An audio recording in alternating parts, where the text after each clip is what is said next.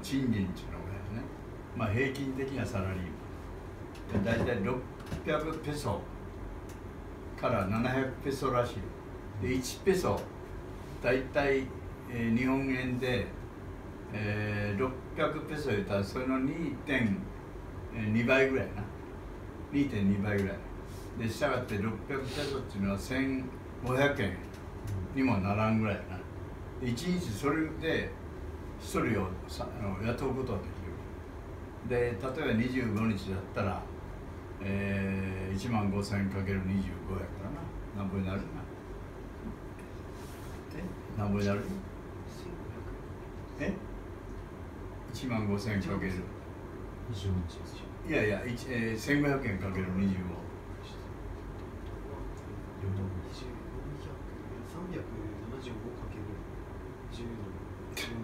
3万なんもならないの。1500円、4万ぐらい。20だから3万7,500円。そうやね、そんなもんなんですよ。でそれがまあ高い方で、普通まあ2万5,000円ぐらいでね、1ヶ月雇えることができる。でまあ大学出てすぐのね、若い、まあ、割と優秀な人を雇うことができる。それからもう一つはね、やっぱあそこの英語はね、アメリカ仕込みの英語らしいですよ。でもともとその母国語としてはカタログ語っていうのがあるんですね、フィリピン特有の。でそれを普段は喋ってます。で第二外国語として、第二外国語としてね、英語をもうちっちゃい頃が教えてる。だからちょっとしたまあ高校ぐらい出るか出んかぐらいの人が英語はもう日常語として喋ってるわけですよ。でそれでアメリカの英語、アメリカン英語らしいです。でしたがってね、非常にまあ普及しているもんですね。でそれだけの人件費で賄うこと。しかも民族は非常に人懐っこい、明るい、親切、そういう要素があってね。確かに私が4時間、1日に4時間2時間ずつ午前午後ね、1対1でマンツーマンでやる学校やったんですけどね。でそこでやって非常に相手の好感も出て、非常に親切でね、優しくて。で私はその学校では、マニラから3時間ぐらい行った高速道路で行ったところにある本当に田舎で、農業オンリーで、非常にまあ現金収入がないということで貧しいところですね。だからその学校で約90人ぐらいの雇用があるわけですよ。こうやって大きくしてるんでね、7年かかったってことで、そのオーナーはね。で、大きくしてました。で、90人の雇用が発生してるわけですよ、農業以外に。で若い人が戻ってこれるわけで、それだけでももうその市にとってはね、2万人ぐらいの小さな市やったんですけどね、その市長とも会ったんやけどね、ものすごく喜んでた。まあ、そういう背景があって日本語の学校がね、今どんどんできてた。だけどまあ玉石混合でね、いろんなあれがあって気をつけないかんらしいですけれど、まあ、私はその学校では、最高年齢の入学生ということでね、たった5日間大歓迎していただいてですけれど、まあ刺激的やったね。やっぱりそういう日本語を使えない世界で、まあ、たった1日4時間だけやけどで過ごすっていうのはなんとなくね、まあその時はちょっとまあ、ね、なかなか英語は思い出せなくて、単語地引きを引きながらね、その対話するっていうのね。でちょっと待ってくれって辞書一生懸命相手は喜んどんだよ。というのはその時間休めるやろ私はそれ分かっとったからね、ちょっと待ってくれってこうやって一生懸命自分調べてそれで言葉をね、引いてまあ喋ったその程度のことやけど、でもやっぱりねそういうことは非常にいいなと思った。だからやっぱり日本でもちっちゃい頃からねやっぱりもうはっきりもう英語な英語で決めて、それでやっぱり会話をねどんどん進めていくようなそういう教育をやれば英語っていうのは楽しいものになるかなと私は思ったね。だからまあ文法とかそういうところから入っていくやんどうしても。これは「あ」をつけ「ざ」をつけね「あんだ」とかなんとかって言うやん。だからああいうもうところから入っていくと、ちょっともう記憶がそういうことの文法が先行することになっておもろないねと思った。まあそういうこと感想でした。それとやっぱりフィリピンは今1億を突破したんですよ人口が。それで外国も注目して、フィリピンに投資するっていうねそういうことが始まってますどんどん。で年の成長率が 8%、 8% ですよ。で日本はせいぜい何倍やったかな 2% ぐらいでしょ。もううんと中国でもかって 10% 突破してたった来たけど今ちょっと成長率が落ちてね。でフィリピンはこれからどんどん伸びていく可能性は大いにあります。なんせ1億人人口突破するんだよ。日本が1億2000万やけどこれは減ってきてますよ。それでフィリピンはどんどん増えてきてますからあっという間に日本を追い越すんじゃないかな。だからアジアでは中国、インドネシア、フィリピン、日本というふうなインドがありますね。インドは中国、インドからインドネシア、フィリピン、日本というふうな順序になるかなと思いました。非常に勢いがだけど本当に貧富の差が激しい。貧富の差でフィリピンの経済は10大財閥にとったかな。それがいろんなジャンルを全部抑え切ってしまって、そして、それが全部富を吸い上げているそういうふうな体制になってね。で特に農業分野ね農業がやっぱり依然として主の産業ですよ。でもちろんマンゴーとかパパイヤとかバナナとかねサトウキビとかそういう産業もありますけど、あとまあ米とかね麦とかそういうのがやっぱり中心で、あんまりその商品作物としてどんどん農民の中に入ってくるっていうことはあんまりない。でわずかに入ってくるものでも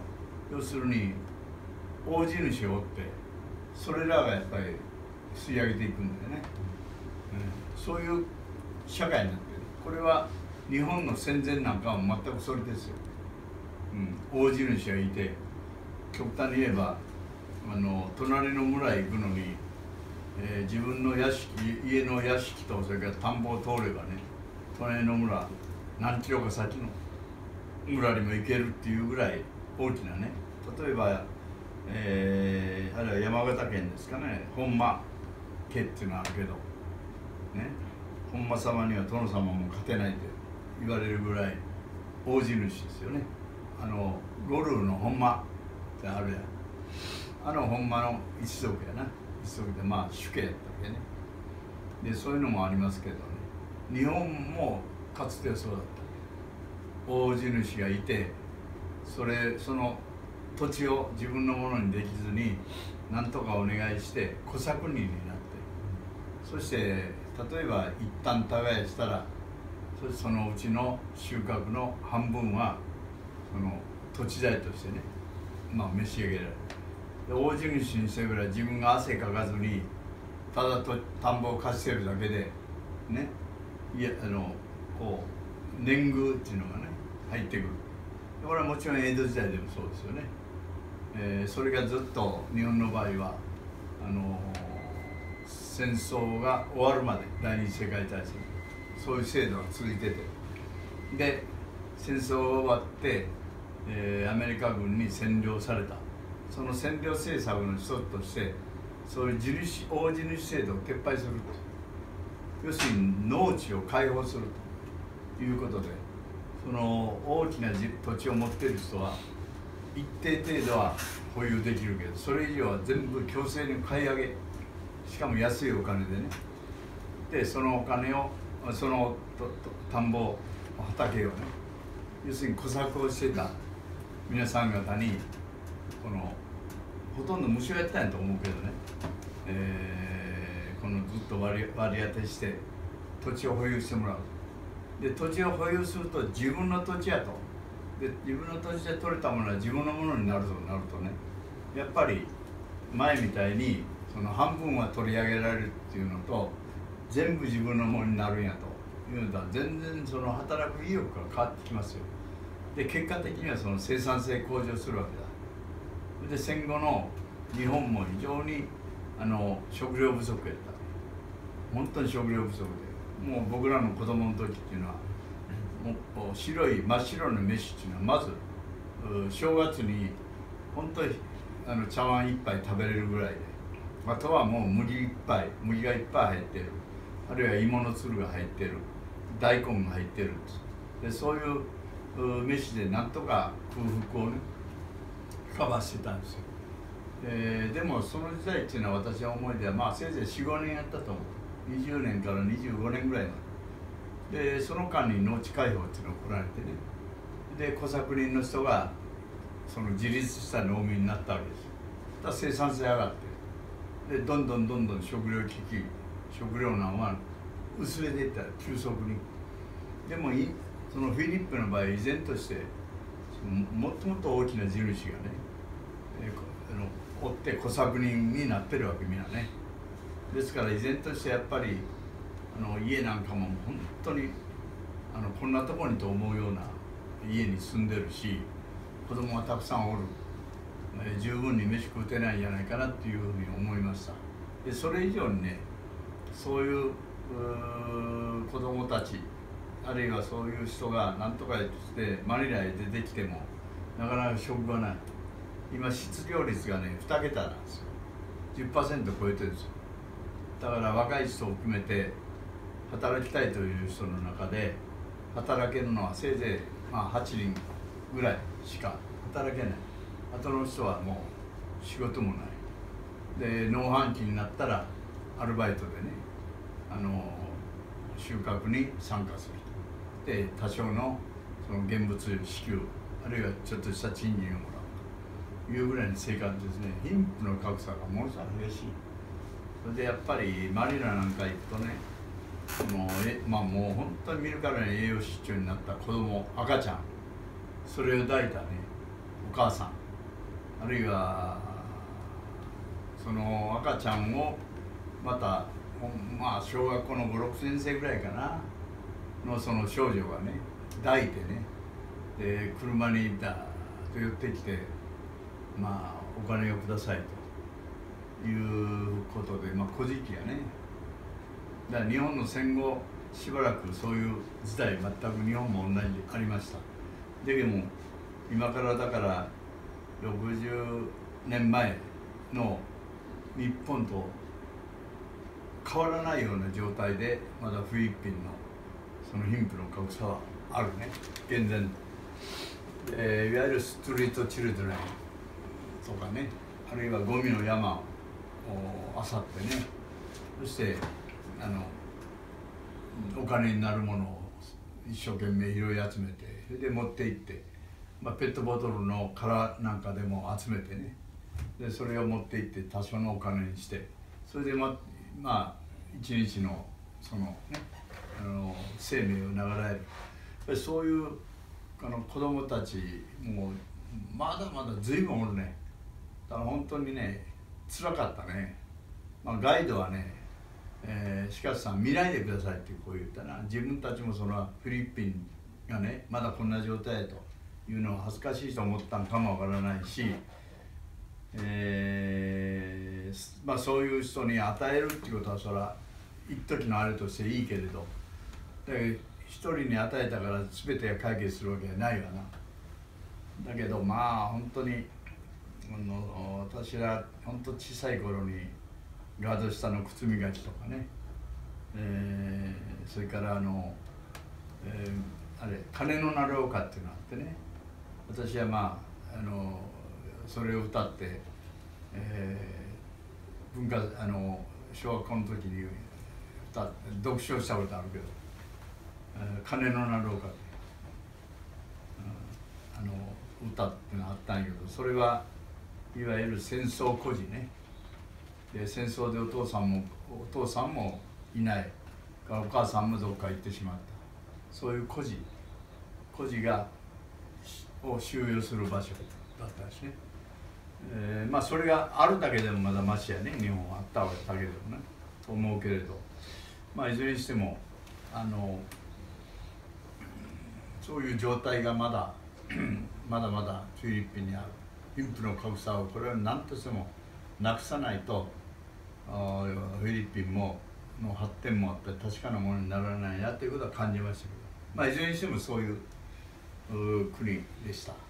だからまあ何でもそうやけど百聞一見しかずね、やっぱり見てやろうと機会があればぜひまた一緒に行けたらええなフィリピン、思います。さて今日のテーマはね、皆さん方にこのユーザの器、これですね、ユーザの器、これは軍勢の創業者の秦野鶴吉さんの話です。ちょっと解説をいたしましょう。ユーザの器、要するに秦野鶴吉用っていうのは、綾部が創業の地なんですけれど、軍勢っていう会社ありますね。で今120周年ちょうど今年がね。で、本社は商法上の本社は綾部にまだあります。ですから綾部で株主総会やり、綾部市での軍勢の本社行動で入社式なんかもやってます。で120年続くっていうのはね、大体確率的に言えばね、まあ 1% か 2% です。まあ100社誕生してね、120年続くと 1% か 2%、 もっと確率低いかもか、でそれだけ続く会社を最初の出発点に作り上げたこの創業者が秦野鶴吉で、軍勢いうとこういう下着とかから靴下とかな、パンテストっていうでそういうものを作ってましたけど、今はまあ、パソコンとかからああいう輻射機ね、なんかの部品とか、あるいはスポーツウェア、スポーツ産業、そういうものにも手を広げていってるし、それから最近のヒット作としては医療のいろんな材料ね、例えば手術したら縫うや糸をね、昔はこう縫ったやつをでまた抜糸しよったわけで、ところが軍勢が開発したのは縫ったやつが自然に筋肉の中にこう溶けていって、そして抜糸しなくてもいいようなそういうものも開発するね、だからかなり広くなってます。で売上が今1500億か1700億ぐらいかな、年間ね。それほど大きく売り上げ伸ばしてないけれど、非常に堅実にやっておられるそういう会社ですね。でそれの創業の人の鈴木さんのこの本がそういうのがテーマになっています。でユーザーでまあこれ書いたのはたまたま僕の兄貴です、四方博。で四方博は後書きで僕が代わりに書いたんですけど、残念ながら今年の4月28日かなに肺炎で亡くなったんですね。でまあそういう点では最後後書きからは書けずに行ったんですけど、まあほとんどはもちろん書いてます。でまあ兄はこの軍勢の創業者秦野鶴吉さんの生き方、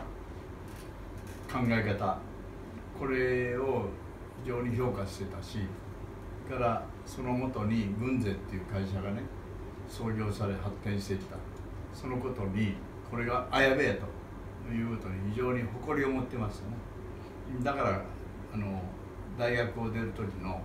卒業論文もこの軍勢と秦野鶴吉をテーマに書いた異色ですね。まあ京大の文学部ですけどね、日本史が専門で、ね、ゼミやって、やった。それぐらいやっぱり、軍勢に惚れてたんですね。だからまあ適任だったと思いますけど、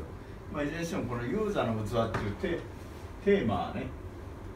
このテーマは何でそうつけたのかっていうんですけど、ちょっと難しい言葉ですよね。遊佐の器。これは中国にもともとこの遊佐の器っていうのがあるらしいです。でその中で、この遊佐の器っていうのを秦野鶴吉王がねなぜ持ち出したのかというと、彼が座右の銘としとったね。座右の銘でなぜそうしてたかというと、ある人がね軍勢が創業した時に後にね株を買うて、儲けたんですよ。でそういうことで秦野さんと話をしている時に秦野鶴吉王がね「君ね遊佐の器っていうことを知っとるか」と。遊佐の器はどういうことかいうと、中国にあって、でこの中に最初、普段はこういう状態で斜めになっとるらしいですよ、ね、ひっくり返っておらん、斜めでこういうふうになってる。それに水をどんどんこう入れていくわけですね。そうするとこれは正常になるんです。こんな正常にこうね、こういう形になる、入れていったら。でも途中でこういうなるけれど、これをいっぱいいっぱいしてあふれんばかりに入れるとね、今度はこれがひっくり返るわけ。バーンとひっくり返っちまうわけ。それで、下にこうなってこうなっちまうわけね、こういうふうになってひっくり返って水がこうもう出てしまうわけ、ね、だから何を言いたいかっていうと、この水をほどほどに入れたら正常化すると。だけどそれ以上入れたらひっくり返りますよと。それが遊佐の器っていうものなんですね。それで株を買って大儲けしたのはそれはあれかもわからんけど嬉しいかもわからん。それもほどほどにしとかなあかんよと、ほどほどにせないかんよっていうことを説いたわけです。物事はほどほどにせないかん、やりすぎたらいかん、欲は深すぎても絶対ダメだということを彼は言って、そしてその株を買って儲けた人はね、それを聞いてハッとして、でその後昭和の大恐慌かな、なんかあった時にも株をそんなに、まあその軍勢の株だけじゃなくて他の株もやってたんですよ。それで、控えてね、あんまり投資しなくて、でほどほどに持ってた。だから損害も少なくて済んで、まあその投資家はね倒産を免れるという話ですよ、結果的に。それで遊佐の器というのを大事にせないといけませんよということを秦野さんは説いたんです。でさて、まあ秦野さんは江戸時代の末期に生まれて、そして軍勢を今から120年前に創業したわけですね。でそれに至るあれとして、私はいくつか、鶴吉王のね創業にかける思いとか、あるいは何がきっかけで創業するのか、何がきっかけでたくさんの人々の支援を集めていったということ、これはまあユーザーのつば、これを読んでいただければね分かると思うんですけども、やっぱり、そんなに有名ではないけれど、しかしこの鶴吉さんの生き方っていうのは本当に日本人が当時持っていた、ね資質の代表者やと思うし、何より草深い丹波のね地綾部でね、それが始まったっていうのは、いわゆる丹波人綾部人のこの持ってる資質ね、非常に地味だけども誠実に物事を考え、人との関係を大事にし、そして先頭に立って頑張っていこうというね、そういう資質っていうのはあるんですよ。そういうものの代表者というふうに思うんで、ぜひ皆さんにも紹介したいなと。で、読んだ人もあるし、読んでない人もあるかもわからないけど、この人がなぜそういう軍勢という会社を作ることをあれしたかというと、彼は当時のあれとしてある程度お金がある家だったんで、の常として京都へ留学するのね。京都へ来て中学校かなんか入るんですよ。でところが入って、それから大きくなった後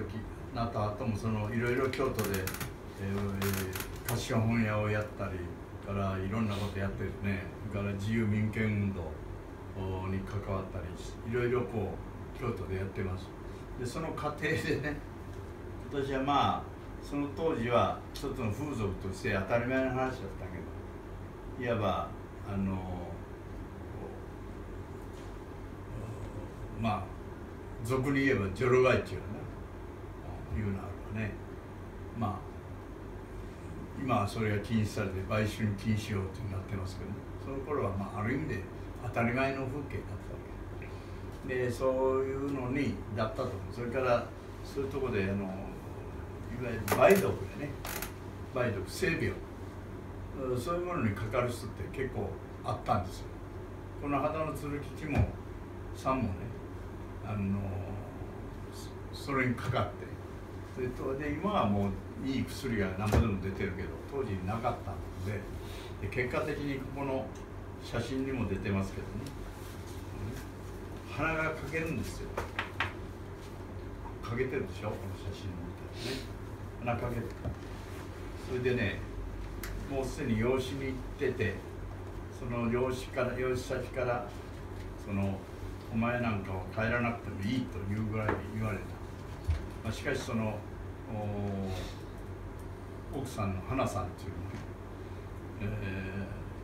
そうなったとしてもね、なっても嘆いたり、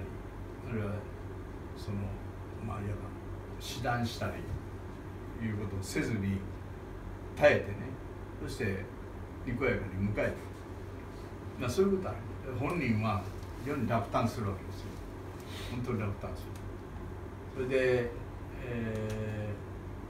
教師、綾部で教師になるんですけどね。でこの鼻がかけたいうことが一つの発奮の材料になったんですね。でいちいち弁解したって始まらんし、でもやっぱりもう見えると見えることやから、非常にそれはね、取り返しのつかんこと後悔はしただろうけど、しかしそれをバネにしたんです。彼はバネにしてよしで一流の教師になろうというふうに思ったんだろうと思う。でそれが第一のやっぱ発奮の材料だったんですね。それぐらい明らかなマイナス、ね、があったとしても、でそれをかえってねバネにしていく。だからもう人間としてね、いよいよまっとうな人生を送らないかという決意に変えていったんですね。これ素晴らしいところでしょ。で教師になって、で見てて子供たち出てこんかったらしいですよ。あんまりね。でなんでだろうと思って家庭訪問する。家庭訪問するとその頃現金収入がそれこそ先ほどのフィリピンの話じゃないけれどほとんどないでしょう。だから、その農家にとって繭を作る。繭をお蚕さんからその家の中に養ってね、そしてそれが紡ぐ繭、その繭から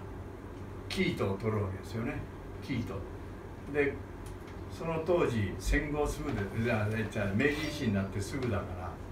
その当時のこの繭っていうのはね、繭から取る生糸っていうのは生糸のこの輸出の品ではね日本で一番って輸出だからそれぐらい貴重な存在で、そしてまた農家にとっては重要な現金収入だったわけです。だからどの農家もほとんどね我も我もという養蚕するわけですね。お蚕を買うわけです。ところがこの十分な技術が発達してないで蚕もそんなにいい蚕さんいなかったからそんなことでね、いわばこの丹波地方で特に綾部の方で作られる繭はね、要するに粗悪品としてね非常に買い叩かれるんですよ。だから一生懸命作るけど買い叩かれるから現金収入の人を雇う金なんてありません。だからやっぱり自分の家族子供も家族労働として使う。だからみんな忙しいから学校へ出てこれないわけですね。そのことは分かったわけです。羽田の通吉は家庭訪問してそれで彼はそのまま置いとかないところは非凡なところですよね。そこで彼は何とかしてこの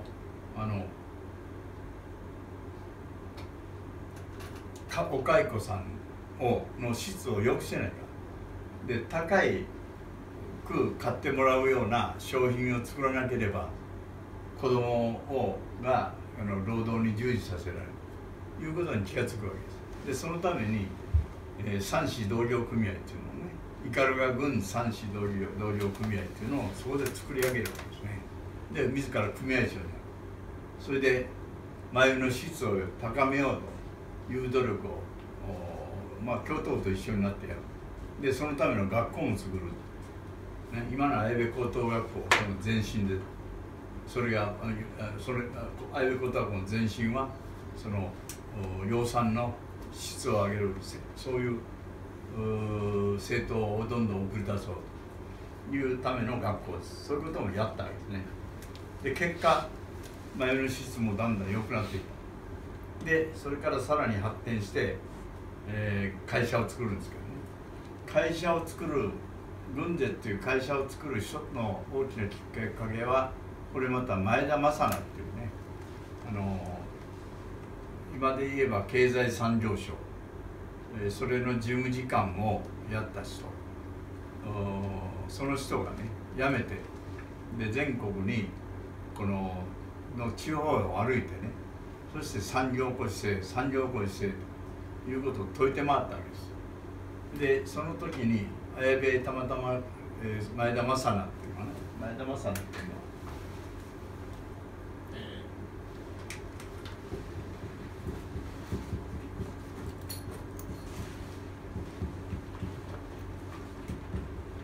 前田正成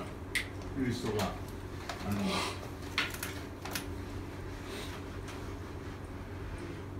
来て講演の中でね、その地方で産業を起こそうという、そして現金を地方で生み出そうということを説いた。その時に国には国税あり、国には国税あり、国に国税あり、それから軍に軍税あり、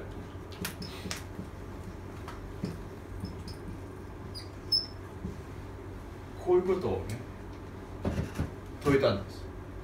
で国税の税っていうのはね、いろいろまあ、方針っていうことも言えるんですね。あるいは国の方針ね、それから国税だから、これによってこの産業によって立とうと、生活しようというね、そういう産業っていうふうに返してるんですね。国に国の産業がある。から軍には軍の産業がなければならない。それを皆さん考えてください。それを作り出しましょうという呼びかけをやったんですね。で、それにパッと、そこはまた肌の続きの非凡なところですよ。繭を作るとこまで行ったけれど、それを生糸に変えてね、そしてさらに付加価値をつくわけで、今で言えば6次産業っていうかな、1時2時3時でそこまで持っていこうっていうね、そういうことを思いついたんです。で、前田正名の軍勢ありっていうのをそのまま取って、当時はね、綾部市は斑鳩軍地をったんですよ。で、斑鳩軍の斑鳩軍、綾部市の場合は斑鳩軍なんでこれ斑鳩軍だったね、これ斑鳩だったんですけどね。で、その軍勢っていうのをそのまま会社の社名にしたんです。で、それが今から何十年か前に、分かりにくい中でカタカナの軍勢っていうになったんですけど、本当はこれが軍に軍勢の軍勢、これでずっと長いこと80年間ぐらいやっとったじゃないですか。そういういきさつがあります。だから第2ステップのポイントはね、この前田正名の言葉にある。それを聞いてパッとひらめいてパッと次に展開していくっていうのかな、これがやっぱり、畑野さんのすごいところですね。すごいとだと思いました。で、そうして会社を作ったんですけど、でその会社の作り方、考え方もまたね、この畑野さんは本当にユニークです。で、創業者はもちろん畑野さんなんですけれど、で通常ならば創業者っていうのは株式会社を起こした場合、株の半分以上は持つというのが通例ですよね。ところがこの畑野さんは、周辺にある養蚕農家に一人一人頼み込んで、そして株主になってもらうというふうにして、で本当にお金がないところの人にもね、月賦でいいですよと。でそれぞれその繭が売れた時に株のお金をもらえばいいですよというぐらいの営業をしてね、そして非常にたくさんの株主を作って、で通常株式会社っていうのは今でもそうですけど、株主が増えるとね、こうよいしょしてくれたり、あるいは協力支援してくれたりするのが株主なんですけれど、そうじゃない株主も時々出てくる。要件に増やしてくるとね、イチャモンをつけるとか、なんだかんだ言うて裏から金を取りに来るとかね、総会屋っていうのはまさにそうだな。今はなくなっていったけどね、だからそういう点ではやっぱりあんまり増やすとそういう弊害も出てくるんで困りますということだけど、畑野さんの場合は養蚕農家との連携して、そして一緒に共存共栄でこの地域の産業、軍の税を作っていくんだという思いでね、ものすごくたくさんの人に株主になっていたから、一株株主っていうのはいたぐらいね。だから今でも綾部市内、あるいはその周辺の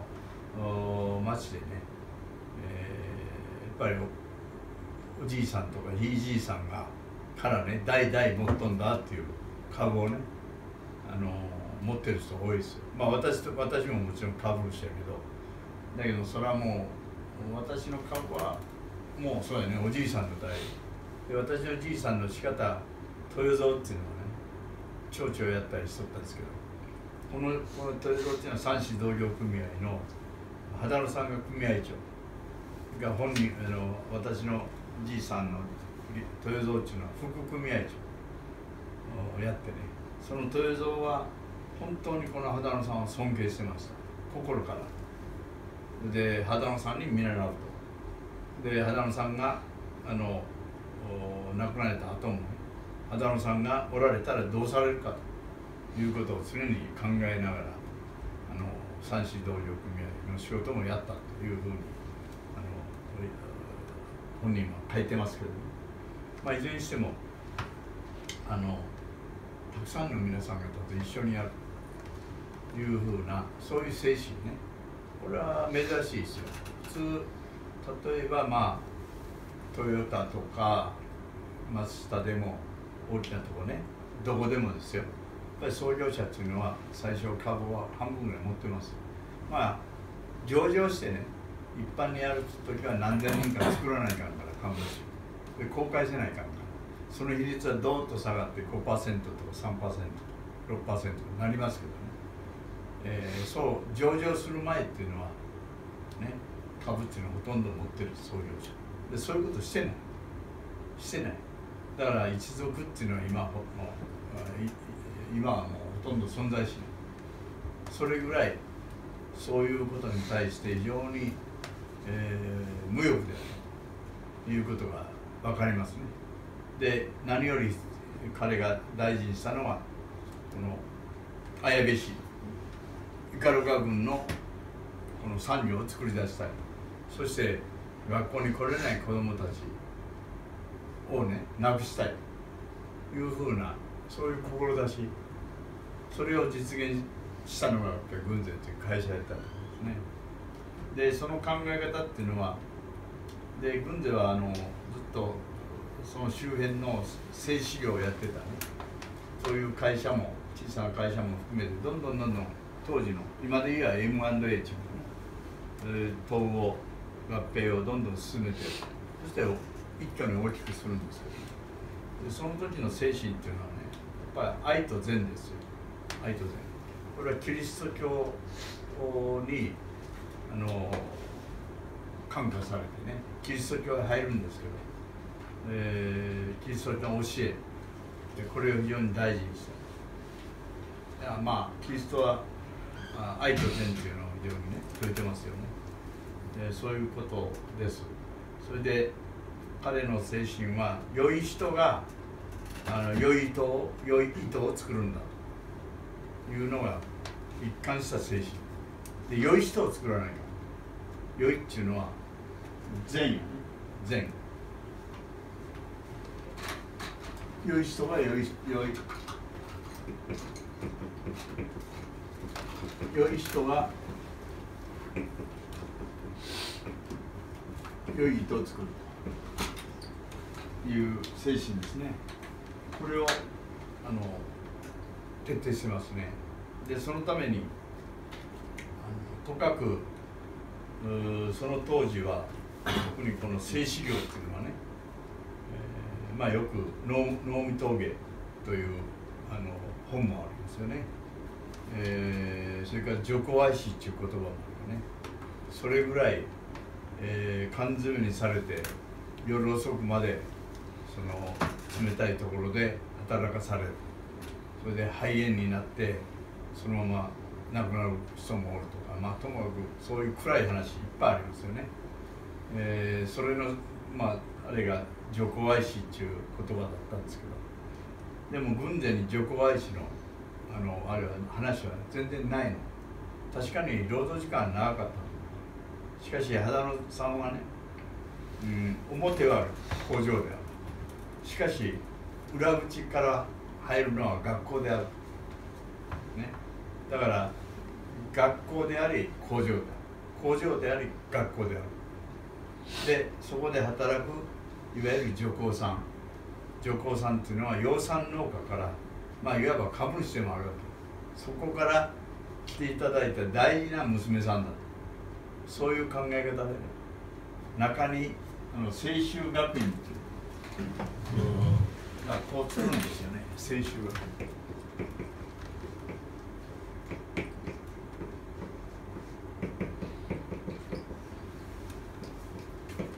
専修学院、ね、専修学院、誠を治める、こういう学校を作って、料理とかしつけ、それから作法ね、いろんな、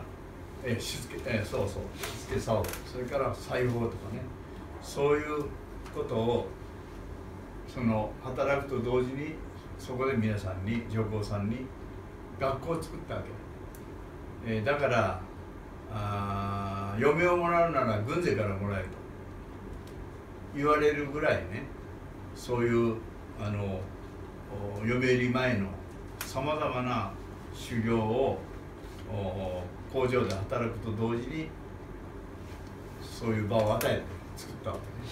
これは軍勢ならではです。他のところではなかなか真似のその通り真似できてない。でそれはやっぱり秦野さんの愛と善というものが あればこそね、そういう思想があればこそ私はやられたことじゃないかなというふうに思いますね。で専修学院この言葉に表れているように、秦野鶴吉長とこう人のですね、生涯貫いてきたっていうのは誠ですよね、誠でその人が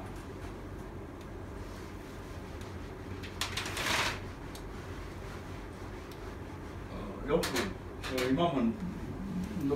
残ってますけどね、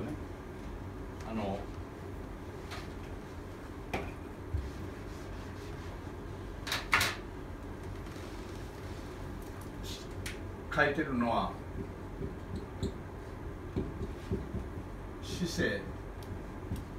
あるいは市政一貫、市政誠を尽くすっていうことですね。このことを言葉をよく使っておられます、書いておられます。で、それがずっと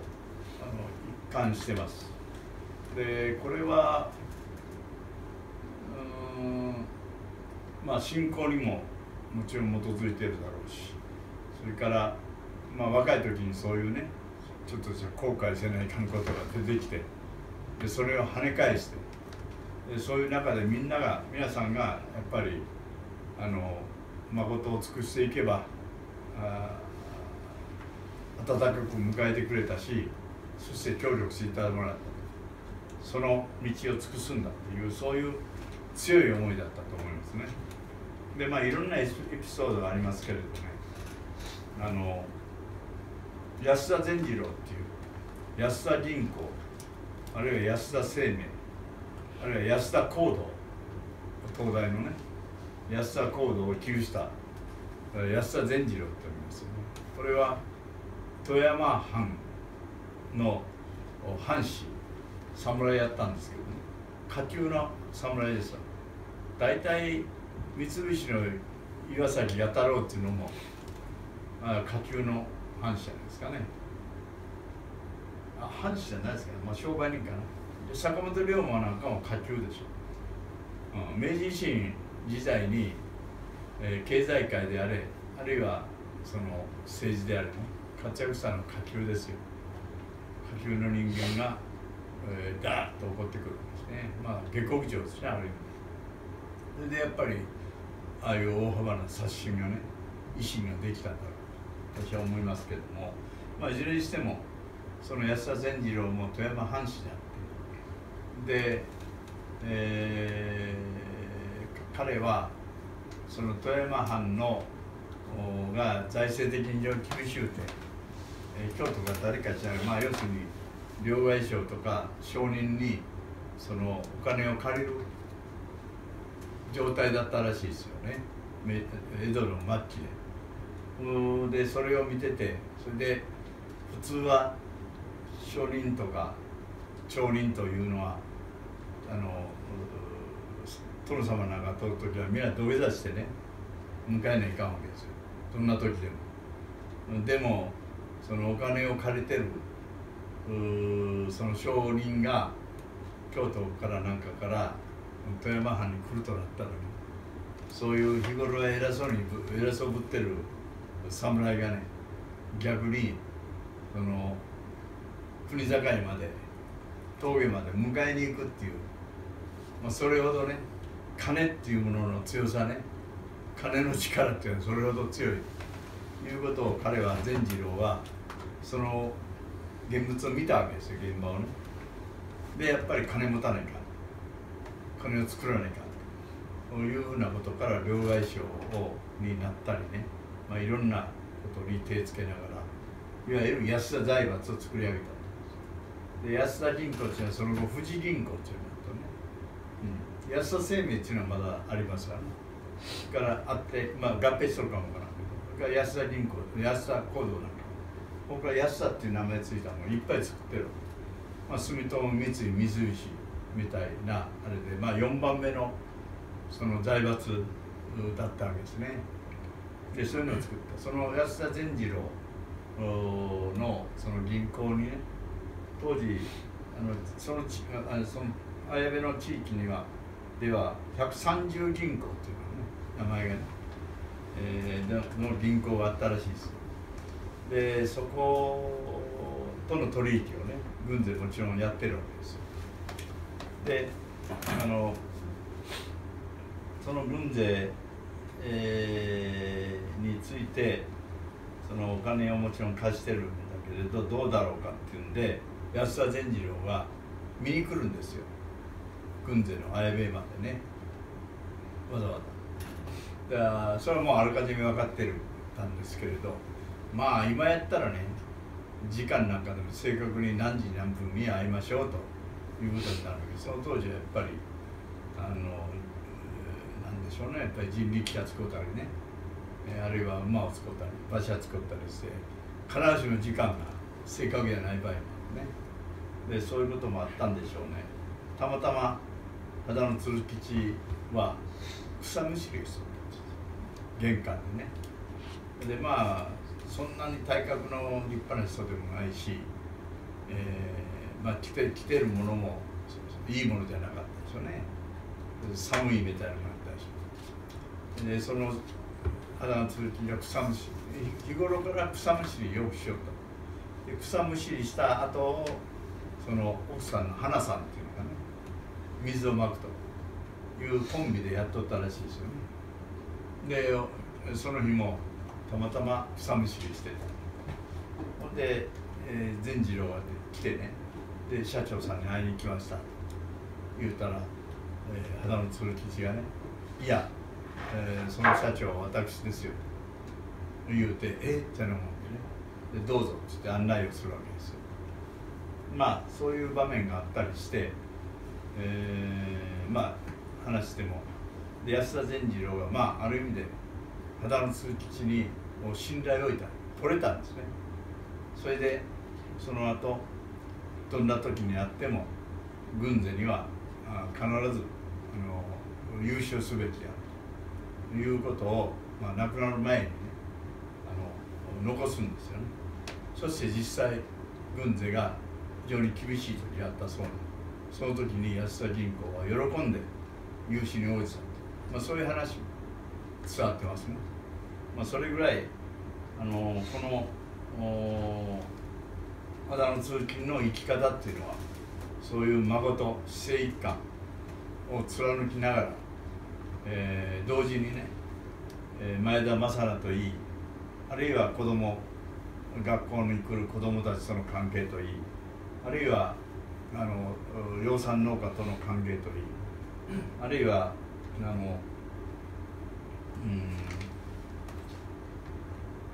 愛と善キリスト教の信仰に、入る一つのきっかけにもなった河合信水との出会いもあり、から今の安田善次郎とかね、さまざまな人との出会いね、それからやっぱり自らを鍛え上げていったっていうね、そういう歴史でもあると私は思いますね。でやっぱり大事なのはこの姿勢っていうこと、誠を尽くすっていうこと、これはもう真心を尽くすっていうことでもあるんですね。